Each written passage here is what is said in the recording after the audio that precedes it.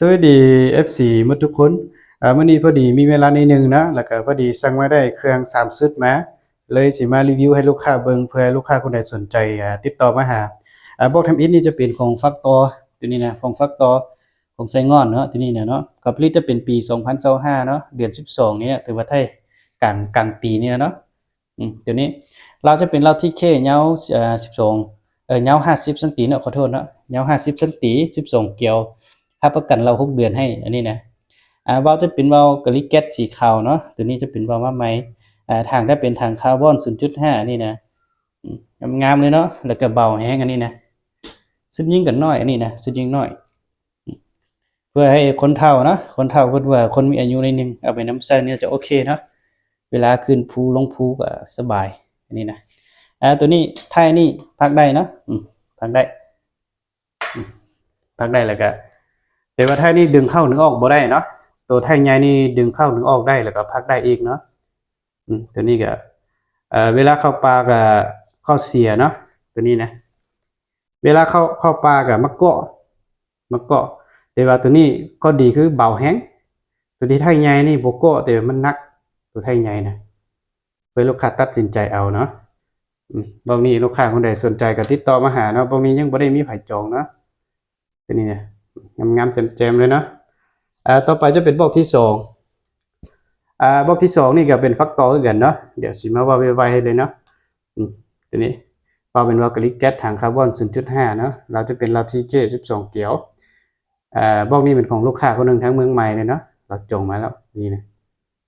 บล็อกนี้งามๆเลยเนาะเป็นปี2025เนาะเดือน12นี่นะลูกค้าคนใดถ้าว่าเครื่องครบสุดเนาะกล้อง BSA ทางคาร์บอนแล้วก็เราตัว50สังกี12เกียวกับสุดยิงนี่กล่องซูบนำนะกล่องซูบจะได้ตัวสีดำนี่แล้วแถมดูอีกกับนึงราคาอยู่ที่12ล้านเนาะลูกค้าคนใดสนใจเงื่อนไขเพียงพอติดต่อมาหาเลยเนาะเครื่องตัวนี้มันบ่ได้มีหลายนะโดนๆก็สั่งมาได้น้อยนึงเด้เนาะต่อไปจะเป็นของท็อกเอเนาะท็อกเอนี่ก็มีลูกค้าหลายคนก็ทำหาอยู่เนาะท็อกเอนี่สุดยิงจะเป็นของไส้งอนเนาะตัวใหม่นี่ปี2025นี่ก็ผลิตเป็นเดือน12เนาะวันที่22ตัวไทยนี่นะตัวไทยนี่ขอโทษนะตัวล็อกไก่นี่เนาะล็อกไก่นี่ตัวเซฟไก่มีหลายบอลกับอื่นต่างกันเนาะทีนี้จะเปลี่ยนตัวเซตไก่มาใหม่ล่าสุดนี่นะมันจะต่างกับตัวเก่าเนาะตัวเก่านี่มันเซตไก่นี่มันจะคือแบบนี้คือกับตัวฟักตอ